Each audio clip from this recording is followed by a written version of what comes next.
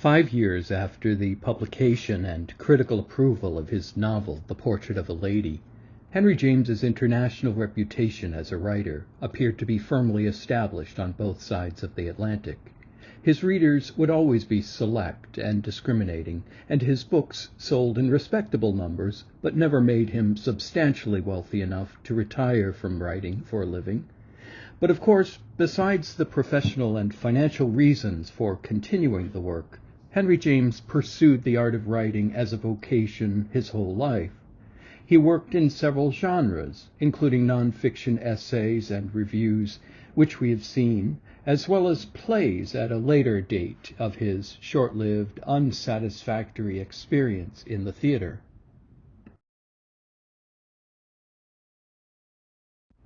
Throughout, he was a restless experimenter, trying his hand at novels of ideas, novels that took as their theme current social issues like women's rights, revolutionary politics, and the national aftermath of the American Civil War. Some of his works, like Daisy Miller, became a big seller and earned James royalties for many years to come. As the 19th century entered its final decade, James began to produce tales that still stand today as masterpieces of the genre. The Turn of the Screw, for instance, remains one of the best-known ghost stories in English. The story of a young single governess employed by an absentee owner of a remote estate to care for 2 orphaned children, her growing conviction that each of them has been possessed by the spirits of dead servants, has enjoyed numerous adaptations on stage and screen, including an opera by Benjamin Britten and films such as 1961's The Innocents and the loosely adapted film The Others in the 1990s. The novel James began to work on following The Portrait of a Lady exhibits this tendency of trying out new subject matter. The Bostonians may strike you as more populated with somewhat eccentric characters, a quicker, lighter pace than Portrait of a Lady, a satirical tone, and most noticeably, an American setting without Europeans.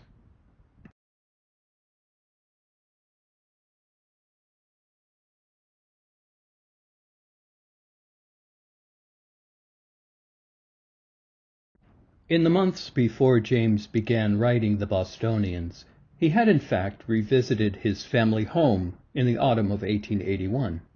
He stayed at his parents' home in Quincy, Massachusetts, before seeking privacy at a Boston hotel. After not seeing his brother Wilkie for 11 years, he visited the Civil War veteran at Christmas time. His brother William had married a few years earlier a woman named Alice Howe Gibbons, who helped her young husband establish a firmer hold on his psychological health, his physical disorders, and his professional life.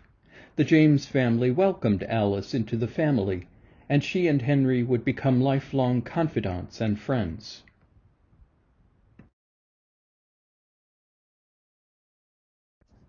Only William's sister, also named Alice, reacted negatively to her older brother's marriage, suffering a near-complete nervous collapse. A lifelong invalid, Alice James still managed to travel with her now frequent companion, Catherine Loring. Henry and his sister-in-law speculated that the relationship between the two women constituted, quote, an affair of the heart, unquote.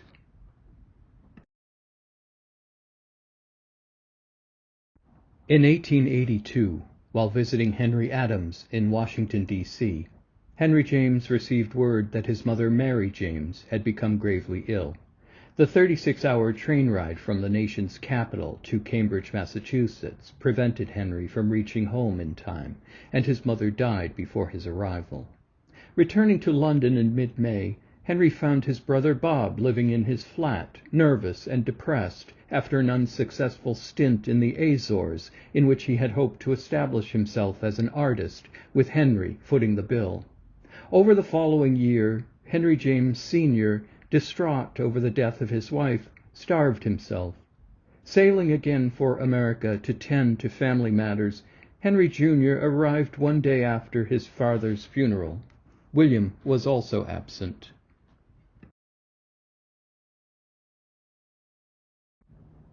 Henry James, Jr. was surprised to learn that he was the sole executor of his father's will. Henry read the will, which the remaining children found unfair and heartless. Wilkie, diagnosed with a fatal illness, was left nothing, while most of the estate went to Alice for her care. Henry negotiated with his siblings to restore Wilkie's share.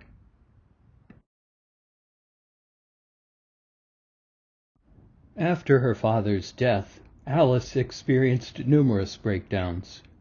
During the summer of 1883, she was at last hospitalized at the Adams Nervine Asylum in Jamaica Plain, an area just outside of Boston, where she received electric shock treatment.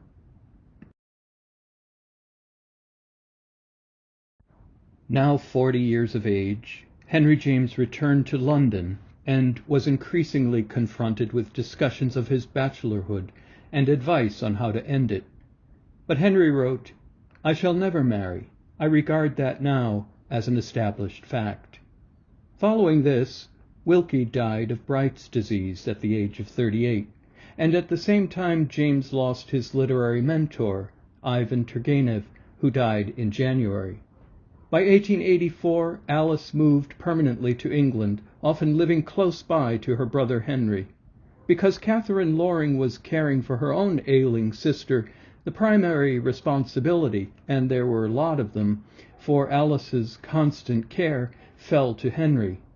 Moving to Bournemouth with Alice in 1885, James became friends with a young writer he came greatly to admire, Robert Louis Stevenson, who at the time was quite ill with tuberculosis.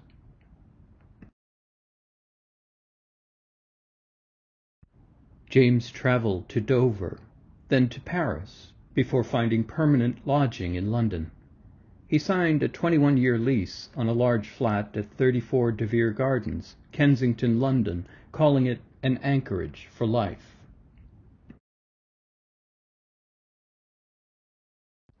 But soon after settling in London, Henry spent 8 months in Italy, sharing a villa in Florence with an American expatriate writer named Constance Fenimore Wilson, a friend he met several years earlier and a distant relative of the writer James Fenimore Cooper. Their close, somewhat mysterious relationship nearly rivals that of Henry's former relationship with his cousin Minnie Temple. Although they are perfectly innocent, James keeps his living arrangements in Florence a secret. 3 of Wilson's stories track the disappointment and joy that their friendship brought her, the best known of which is called Miss Grief. This is a brief account of the personal circumstances of Henry James at the point he wrote the novel that we're now turning to.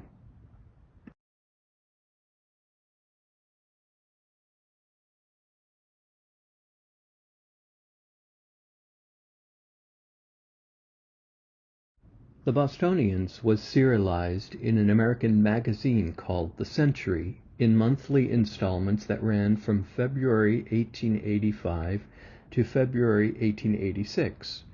The novel was published as a 3-volume book by the English firm of Macmillans in 1886. James's latest book was meant to be topical, roughly contemporary, and decidedly American.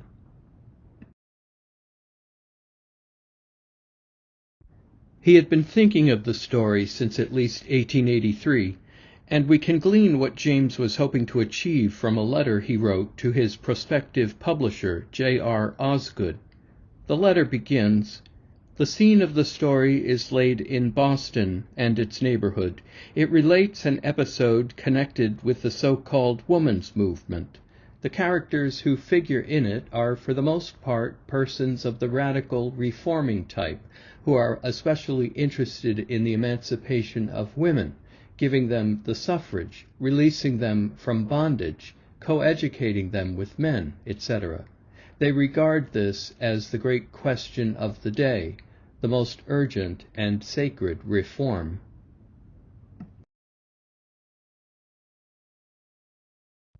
James, as we have seen, had fairly recently spent many months in and around Boston and other East Coast cities, and his time there was eventful, emotionally taxing, and replete with new impressions of family, friends, and acquaintances. His father had been something of a local luminary, an eccentric man who wrote voluminously about theological issues from a decidedly unorthodox point of view. He had been a friend of Ralph Waldo Emerson, as well as other New England transcendentalists. Visitors to the James household recall vigorous family debates and conversation among the younger members. The family had its own language of teasing each other and holding forth, Henry, Alice, and their mother usually assuming quieter roles as William and his father carried on their discussions. It was a socially and intellectually well-connected family, with close ties to the liberal politics of antebellum abolitionism, civic engagement, and human rights.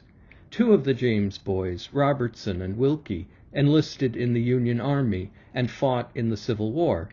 All of this is to say how close Henry James was to the material in his novel.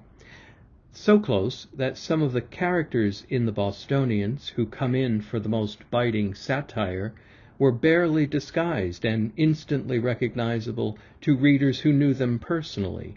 This is one of the reasons Henry's book met with a backlash of disapproval.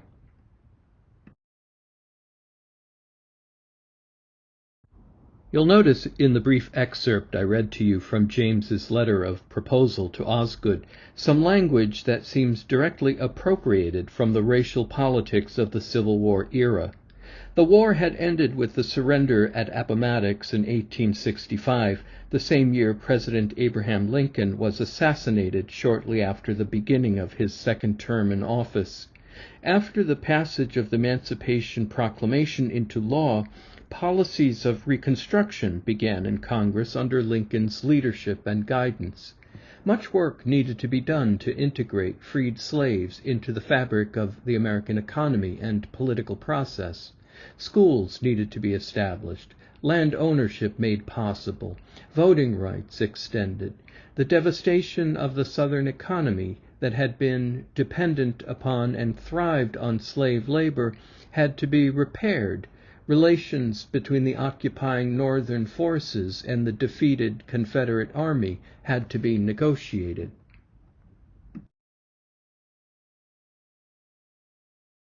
The property losses, not to mention the staggering loss of life and the shattering of family bonds, left Southerners often destitute, their culture discredited and rendered anachronistic by the swift pace of development.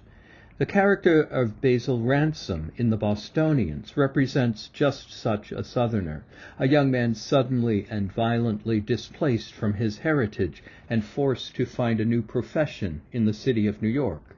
Replete with all the civilized trappings, entitlements, and expectations of a young Southern gentleman, Basil Ransom is virtually penniless when we first meet him.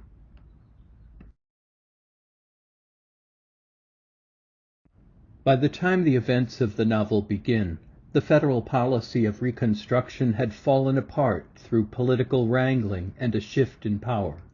Lincoln's vice president and predecessor, Andrew Johnson, was an unapologetic racist who resisted and in some cases reversed the policies of Reconstruction established by the previous administration.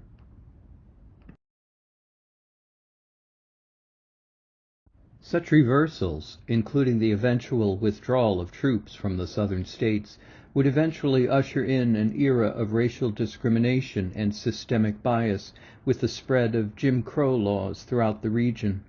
Given this pervasive atmosphere of discontent, the struggle for social justice and fair representation for black citizens, it's understandable that the fight for equal rights for women in Boston and other hotbeds of political agitation would take on the strong language their abolitionist forebears had used during the years leading up to the Civil War.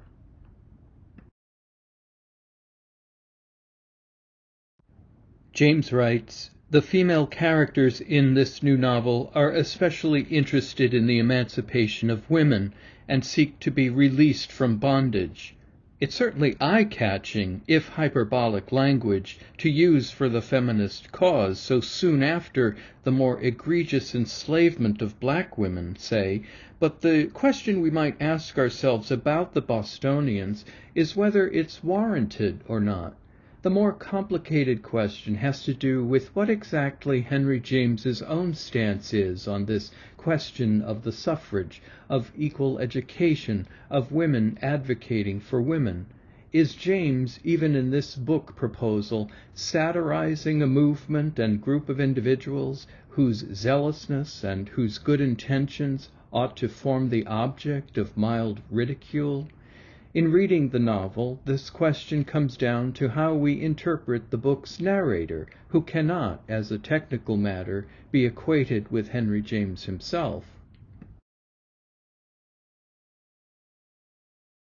James continues in his letter to Osgood this way: "The heroine is a very clever and gifted young woman, associated by birth and circumstances with a circle immersed in these views and in every sort of new agitation, daughter of old abolitionists, spiritualists, transcendentalists, etc.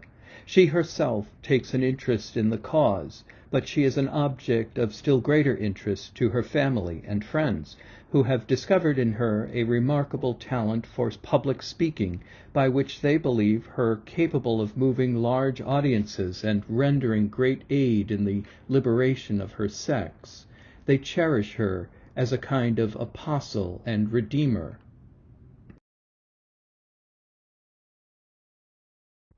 This, of course, is Verena Tarrant, whose suddenly revealed gifts of speaking and looking beautiful become objects of exploitation in the novel, that reveal the less than pure reform ideals of those who seek to gain something from her. You'll note, too, what James says here about the noble tradition of abolitionism in New England, which has somewhat degenerated into more fringe-like endeavors after the war, like spiritualism and other debased forms of transcendental philosophy. Verena's father is as much a promoter of his daughter's profitable gifts as he is a genuine believer. He borders on a scam artist seeking newspaper publicity over social reform. "She is very pleasing to look upon," writes James of his new heroine, "and her gift for speaking is a kind of inspiration.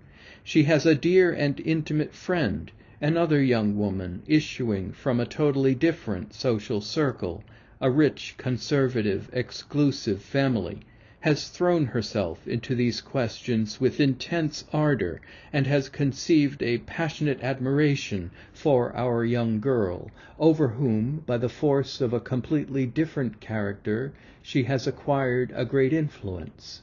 She has money of her own, but no talent for appearing in public, and she has a dream that her friend and she together, one by the use of her money and the other by her eloquence, may, working side by side, really revolutionize the condition of women."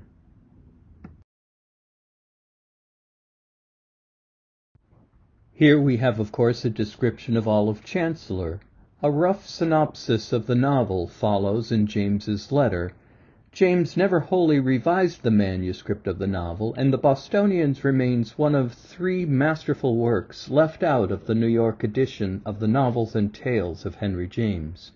The other 2, also set in America and having American themes, were the shorter novels called Washington Square and The Europeans.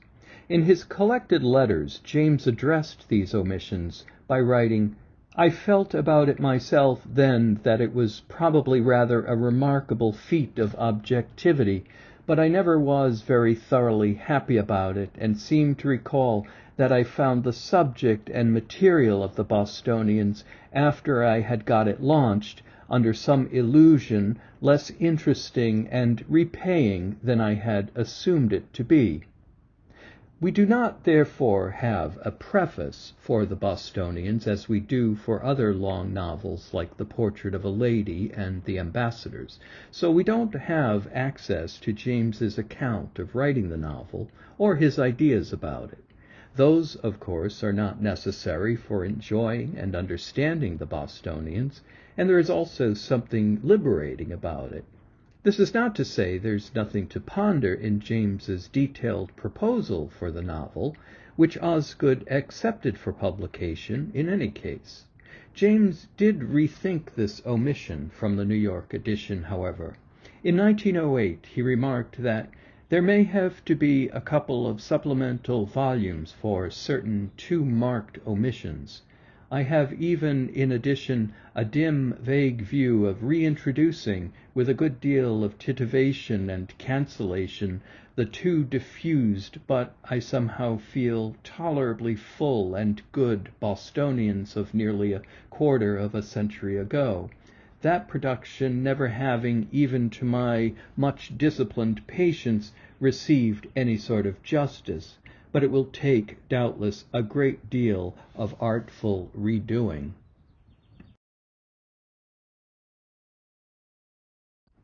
I mention the book's serialization in the Century magazine because of the unique discursive context such a publication afforded for a book of this kind, as well as for our way of understanding the text.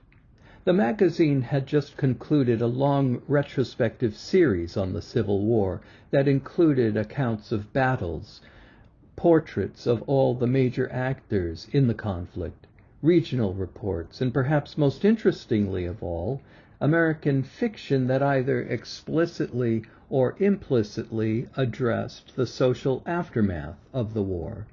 In particular, the magazine editor's primary goal was directed toward consensus and healing of the nation that emerged from the fairly recent threat of permanent secession.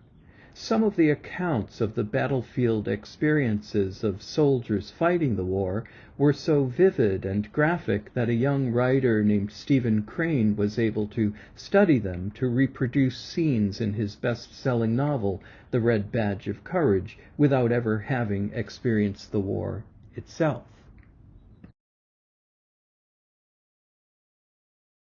Dovetailing with a general shift in literary taste away from romantic fiction to that of social realism, authors such as John William DeForest, William Dean Howells, George Washington Cable, and a host of other aspiring novelists of the postbellum era became more interested in regional types, differing concepts of nationhood and national identity, and the roots of social discord.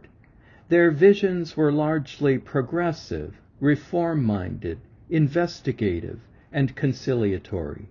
Often the kinds of people in real life who would not see eye to eye on cultural or political matters come into contact with each other on the level of imaginative fiction. Characters from very different regions of a now vastly expanded union of states came into literary representation, exposing and in some cases suturing the post-war wounds of American society. Between 1885 and 1886, in the pages of the Century magazine, three now classic works of American literature appeared simultaneously in serial form.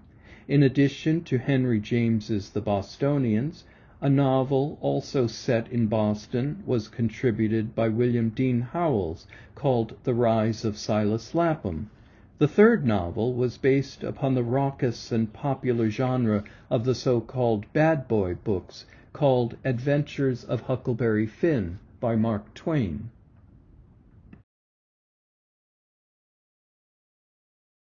In describing Olive Chancellor to Osgood, James wrote, "She regards the liberation of women as a noble and aspiring task, a mission to which everything else should be sacrificed, and she counts implicitly on her friend."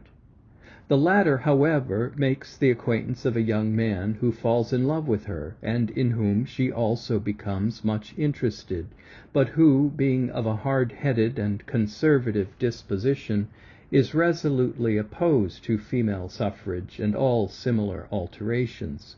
The more he sees of the heroine, the more he loves her, and the more determined he is to get her out of the clutches of her reforming friends, whom he utterly abominates. He asks her to marry him, and does not conceal from her that if she does so, she must entirely give up her mission. She feels that she loves him, but the sacrifice of the said mission would be terrible, and that the disappointment inflicted on her family and friends, and especially on the rich young woman, who in an evil hour, by accident and before she was acquainted with his opinions, he has been spending 10 years in the West, has introduced him. She appeals to her friend to stand firm, appeals in the name of their intimate friendship and of all the hopes that are centered on the young girl's head. The tale relates the struggle that takes place in the mind of the latter.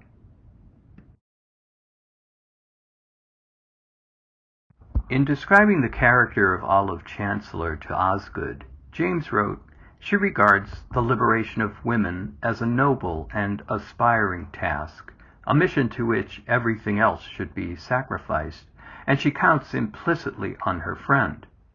The latter, however, makes the acquaintance of a young man who falls in love with her, and in whom she also becomes much interested, but who, being of a hard-headed and conservative disposition, is resolutely opposed to female suffrage and all similar alterations. The more he sees of the heroine, the more he loves her, and the more determined he is to get her out of the clutches of her reforming friends, whom he utterly abominates. He asks her to marry him, and does not conceal from her that if she does so, she must entirely give up her mission.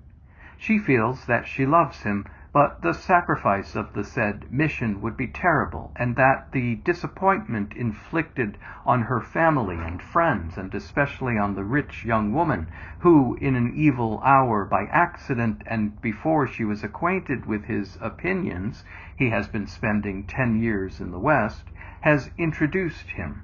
She appeals to her friend to stand firm, appeals in the name of their intimate friendship and of all the hopes that are centered on the young girl's head. The tale relates the struggle that takes place in the mind of the latter. You can see from this prospectus certain alterations James made in the actual writing of the novel. Verena Tarrant, for example, does not appear as hard-headed or as passionately committed to the cause of feminist suffrage and liberation in the novel as Olive does. Verena's attitudes are somewhat murkier, more inarticulate and vaguely ambivalent.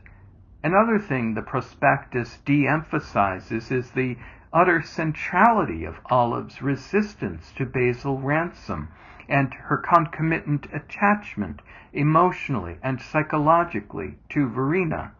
In other words, the truly epic struggle dramatized in the Bostonians is less confined to that between Verena Tarrant and Basil Ransom, as it is focused on the intense struggle waged between Basil and Olive for the soul and body of Verena Tarrant.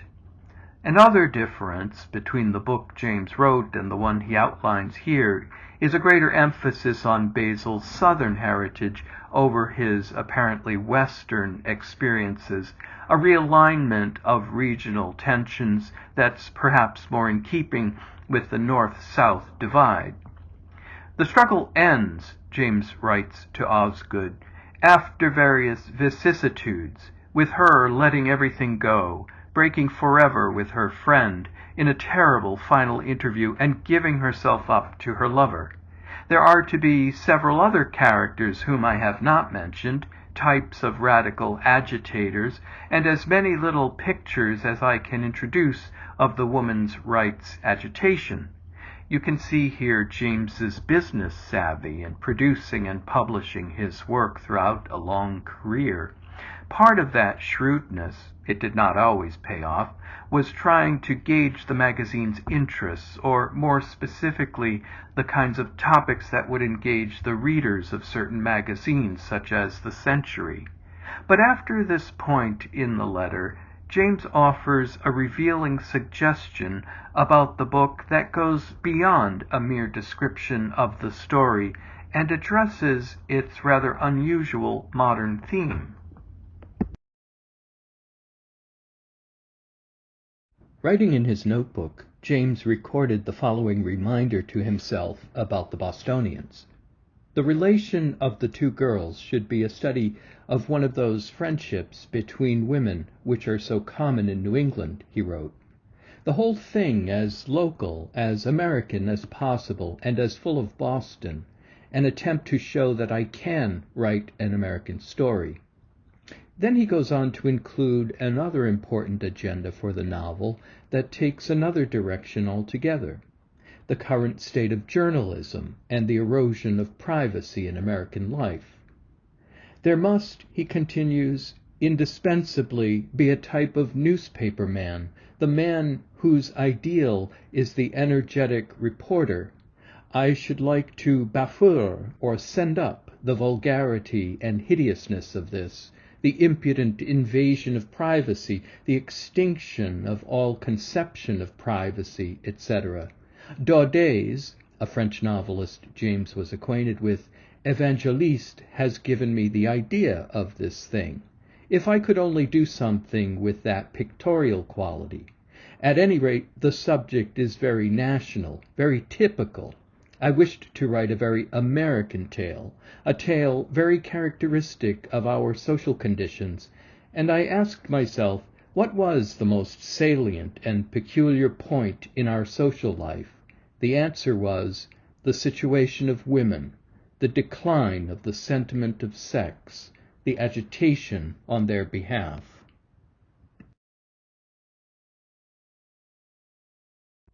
There are 3 areas of inquiry suggested by these notebook entries, each of which requires some further explanation. The first one has to do with what it means to write a novel of social realism, as opposed, say, to some other kind of approach, such as psychological drama. James very much has in mind his friend and colleague William Dean Howells, whose novels throughout the 1880s and 1890s exemplified the kind of local detail, contemporary awareness, and genteel satire of the American middle class. He had in fact taken on a number of controversial issues of the time, including the subject of divorce in a novel Howells called A Modern Instance, interracial marriage in another novel called An Imperative Duty, and the publishing industry in a novel called A Hazard of New Fortunes. One of the elements of these kinds of social realist novels, besides their interest in problems of society, is the kinds of characters we generally find in them. Minor and major characters in the Bostonians, for example, are drawn as types that tend to embody or represent a composite of the social group associated with them. In other words, in addition to the finer touches the writer uses to render them unique individuals, they are also invested with more abstract ideas that are intended to suggest something larger. They can, in some instances, stand in for a particular historical moment, or as the residue of a past set of cultural values. They may smell of the future, as is said of the roving lady journalist Henrietta Stackpole in The Portrait of a Lady. In the Bostonians, the elderly Miss Birdseye represents the exhaustion of abolitionist fervor that swept the region in the years leading up to the Civil War. Basil Ransom, as we've seen, is less a romantic hero than he is a figure for the dispossessed oldest son of a ruined Mississippi plantation owner who is left without prospects after relinquishing whatever legacy he has to support his widowed mother and sisters. The Boston Basil comes to, in answering his cousin Olive's invitation, is a city vindicated in its zealous political agitation after winning the war and freeing the slaves, but it is also a place where the ardor for reform has taken on a life of its own, as it were, for its own sake. And it has done so in ways that appear to outsiders overly earnest, humorless, and dryly self-righteous, to the point of lending itself to satire.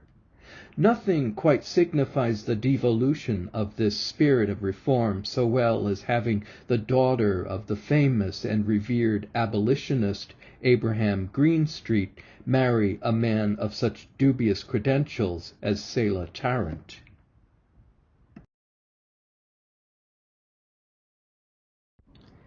The Boston, James shows us, is a city in the flux of historical change, maybe even eclipse.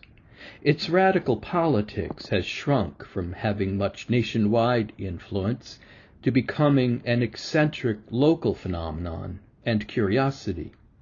Seeing it through Basil Ransom's eyes, and the narrator's sometimes biting satire, this becomes abundantly apparent. The older, savvy generation of orators and reformers has given way to the likes of Mrs. Farrinder, that polished semi-celebrity and professional speaker who will herself soon be supplanted in popularity by the much younger, more beautiful and enchanting speaker, Verena Tarrant. And another character who represents an emerging trend in modern American society is the figure of the journalist Matthias Pardon, whom James describes in these terms on page 96. He was only 28 years old, and with his hoary head, remember he's prematurely gray, was a thoroughly modern man. He had no idea of not taking advantage of all the modern conveniences. He regarded the mission of mankind upon earth as a perpetual evolution of telegrams. Everything to him was very much the same. He had no sense of proportion or quality. But the newest thing was what came nearest exciting in his mind the sentiment of respect. As readers, we're persuaded by this to think of a rising generation of such men typified by this particular individual member of it.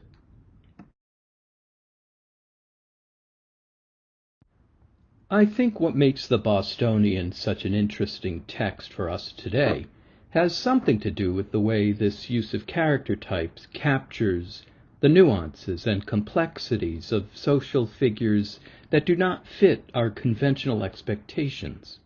There were ways of thinking about varieties of gender expression, marriage and friendship, and sexuality more generally speaking, that developed its own historically specific and unique vocabulary for describing such differences. What we call these variations and types today may seem more firmly anchored in, say, psychological or sociological discourse, but that discourse is itself permeable and historically contingent and changeable. The conservative, chauvinistic attitude and ideas that Basil Ransom exhibits in the book are somewhat at odds with his almost feminine beauty. The flirtatious Mrs. Luna seems like she's on the other end of the spectrum of female sexuality compared to the androgynous, seemingly asexual Dr. Prance. And then, of course, there is Olive Chancellor, who literally buys Verena from her father and forbids her to marry a man. The so-called Boston marriages of single women living domestically together is both a model of 19th century female friendship and a kind of proto-lesbian family relationship in which the power of intimate bonds of affection become a social index of unspoken and perhaps even unconsummated physical love. But even in James's time, some of these varieties of sex and gender still read as unconventional. But in bringing them into literary representation, James gives them a visibility that exposes both the constraints and the allowances of the culture.